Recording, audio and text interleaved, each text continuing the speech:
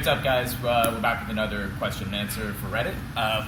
The last time we were discussing how to recover from a broken crucifix, and one of the things that came up when I posted it was people talking about possible crucifix entries. So we're going to go over 4 of them, I think, 4 or 5, and then we'll look at a bonus submission. But we'll show the more conventional ones first, and then a little bit less conventional stuff after that. Okay. So the most conventional crucifix entry is going to be from Top Turtle here. Chris wants to keep his elbows inside his knees. He wants to give me as little space through this little triangle as possible.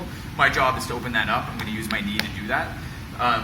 One of the more important aspects of attacking Top Turtle, especially if you want the crucifix, is the order in which you do your gripping.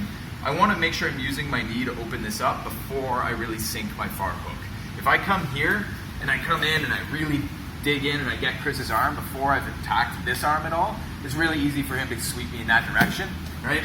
And then he's on top, and it didn't work out too well. I want to be here, use my knee, dig this in, and once I get it to at least this stage, then my foot and my hand are going to go in at the same time here. Even if I'm just having my heel on top of his forearm here, this is a good placeholder for now. If Chris was to try to sweep me in this direction, I'm going to end up with catching the crucifix as we roll. Okay? But that said, if he doesn't sweep me, I'm going to want to roll in myself. So once I've popped this open, my hand comes in, I'm going to bite this foot all the way through and hook the arm.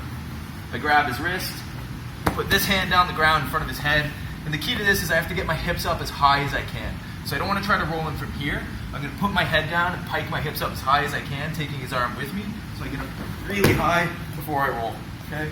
I can either keep his hand here, or one thing I'm a big fan of is as we roll, I put my hand behind my head so his hands are nice and far from each other, and it's hard for him to grip. Okay? Squeezing his arm here, and like we talked about last time, I want to try to keep him directly on top of me. One of Chris's ways out is to walk his hips away. Just kind of walk down. Yeah, this, and then we get into all the stuff we did last time with how to recover with that Kimura grip.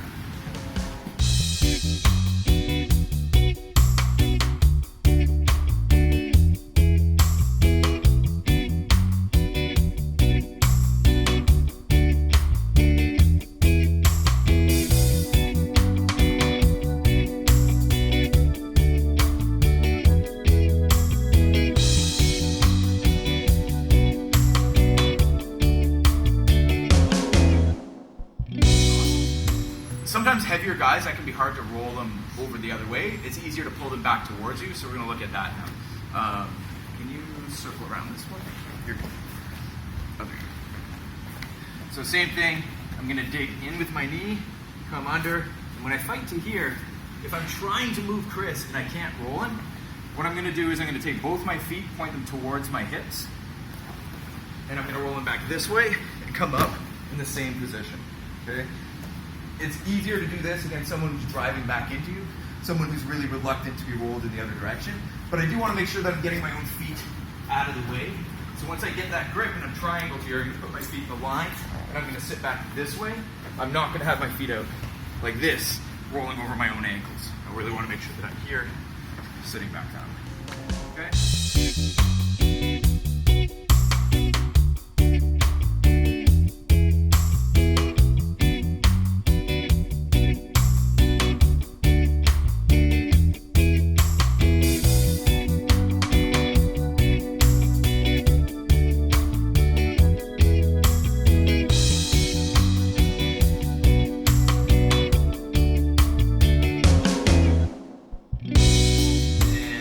Let's do one more. Let's go off the back.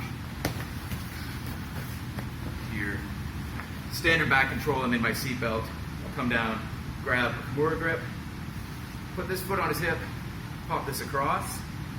And now I want to try to capture this arm with my foot. This can be kind of tough to do from here.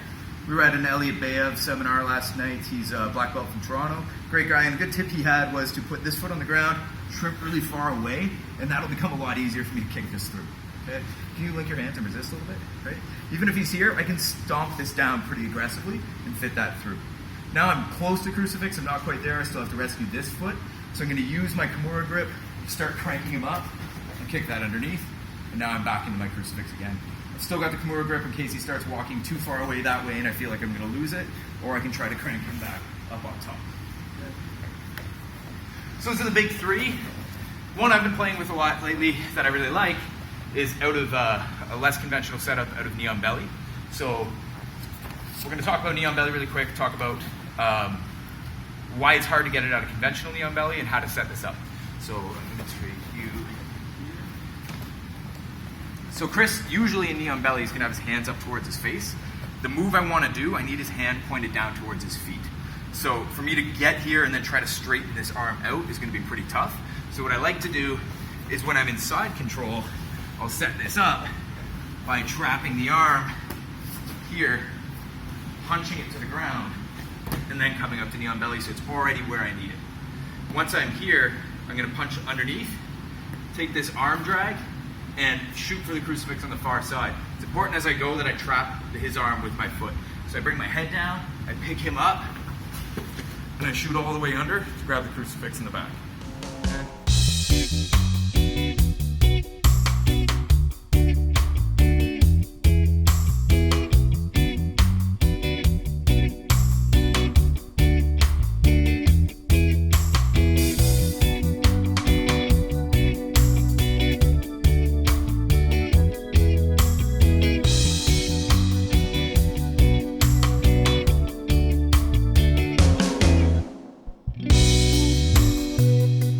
I'm here, if I'm looking for a more creative finish, I can use my legs to point his hand down towards his feet. I'm going to push his head off to the side, circle my arm in front of his chest, and pop up here for what I believe in Sambo they call a Yadviga. It's an inverted Omoplata. You see it out of rolling from turtle a lot, but from crucifix it can be a really good way to surprise a guy. Usually when you give them back that arm, you push their head off, they think they're going to get out, and then you can attack that shoulder.